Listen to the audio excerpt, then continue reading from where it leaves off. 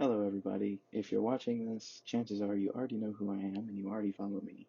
But just in case, I'm going to introduce myself.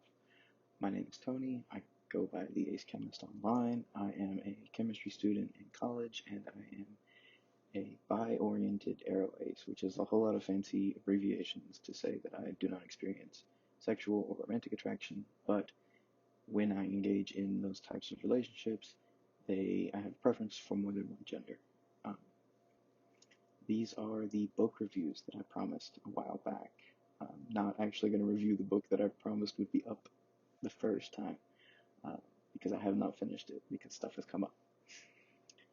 However, this is the first of the book reviews, and today I'm going to be reviewing How to Be a Normal Person by T.J. Klune. And yes, that is what you think it is. So, basic information about this book: it is 295 pages long. I read it in less than 20 hours. I wasn't being exact because I didn't think it would matter, because I didn't know how fast I would read it, but I absolutely devoured this book. Initial non-helpful reaction was an amazing book. I loved it. It's one of my favorite books ever. And now we're going to get into some of the reasons why it was one of my favorite books that I've read. And I'm going to not do any spoilers in the large portion of the video. If I do any spoilers, they will always be at the end, and I will give you warning to stop the video. So, How to Be a Normal Person. It starts off strong, really strong. I read the first page, and I will show you the first page of text here. So the first page is exactly that long, and at the end, I stopped, and I took a picture, and I sent it to several of my friends, and I said, I just started reading this book. I don't know where this is going, but that is a whole lot of information to digest. And it's the book, so it got me hooked. I started reading. I read about half of it, and then I went to sleep. And I woke up, I did a few chores, and I read the rest of it. There were several times when I just had to stop reading and put my head on a pillow and scream because it was either early in the morning or late at night and people were sleeping, and I was so emotionally wrapped up in what's going on in the book that I could not do that. So it's a very good book. It's very emotional. One of the things that I liked the most about the book is that it had quite a lot of representation. The book is about, I suppose I should probably read the summary here. Gustavo Tiberius is not normal. He knows this. Everyone in his small town of Abbey, Oregon knows this. He reads encyclopedias every night before bed. He has a pet ferret called Harry S. Truman. He owns a video rental store that no one goes to. His closest friends are a lady named Lottie with drag queen hair and a trio of elderly Vespa riders known as the We Three Queens. Gustavo Tiberius is not normal. Everyone knows this. Everyone in his small town of Abbey, Oregon knows this. He reads encyclopedias every night before he goes to bed. And then it goes on to repeat. Gus is not normal, and he's fine with that. All he wants is to be left alone. Until Casey, an asexual stoner hipster, and the newest employee, Lottie's, enters his life. For some reason, Casey thinks Gus is the greatest thing ever, and maybe Gus is starting to think the same about Casey, even if Casey is obsessive about Instagramming his food. But Gus isn't normal, and Casey deserves someone who can be. Suddenly wanting to be that someone, Gus steps out of his comfort zone and plans to become the most normal person ever. After all, what could possibly go wrong? If you can't tell by how much I'm smiling just from reading that, the memories of everything that happens in this book just came flooding back. It was a cute, amazing, gay love story. And it was so nice to see an asexual character from the bat.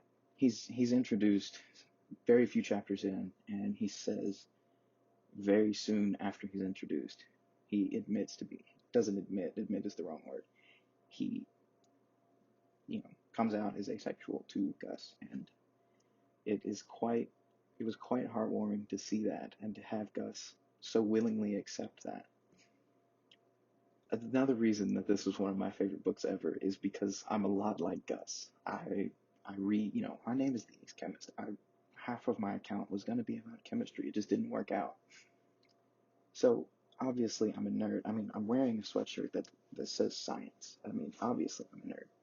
I have a periodic table on my wall, and I related a lot to Gus. I saw a lot of myself in Gus. It was like looking in the mirror. But then the other part of my personality is a lot like Casey. I'm very laid back. I'm not a stoner. I look like a hipster. I probably am technically a hipster if you had to like pin me down. Um, which is not how I started out, by the way. But we'll talk about that later. And I'm obviously asexual. And so it was so nice to see the two parts of my personality, or two biggest aspects of my personality, come together and form a relationship with each other. It made me feel whole. It made me feel like a normal person. I don't often feel like a normal person. It was very nice. That was the biggest thing that I loved about that book. Um, some of my other favorite things were it's incredibly funny. There are so many parts of this book that just made me laugh because it was thoughts that I would say, or thoughts that I was like, oh yeah, I could see myself saying that, or situations that it's like, yeah, okay, that's something that would happen to me. So it's very relatable. Oh, it's so relatable. Um, Things that I didn't necessarily like about the book, there aren't a whole lot of them. There really aren't. Um, I can't think of very many um, without spoilers. So he talks about how Casey has been in a relationship, and I'm not going to say with who, and that there was no, you know, uh, relations in that way. And the other man could not handle that. And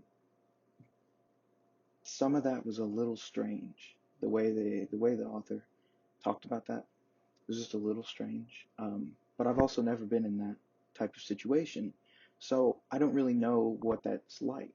So I can't say that it was wrong. It was just a little strange to me. And that's pretty much the only thing I didn't really like about the book that's worth mentioning. There were like some phrasing that just was like, oh, that's a little weird, or some funny things that I was like, it's kind of not funny to me. But all in all, this book is amazing. Um, my rating scale is going to be slices of garlic bread because why not? So I'm going to give it 9.5 slices of garlic bread out of 10. It was an amazing book. It honestly made me want to try to find a relationship because this book showed me that it's possible. Um, it was amazing. I loved every second of it. It's definitely worth the read. I highly recommend it. And now the next book that I'm reading is called Let's Talk About Love. And I'm not going to review it because I'm not done. Um, I'm about that far in. I don't know if you can see the bigger gap there. It's pretty good so far. I've had to move back to college, so I have great interruption here. I will be reviewing that the next chance I get. But this book, highly recommended. Thanks.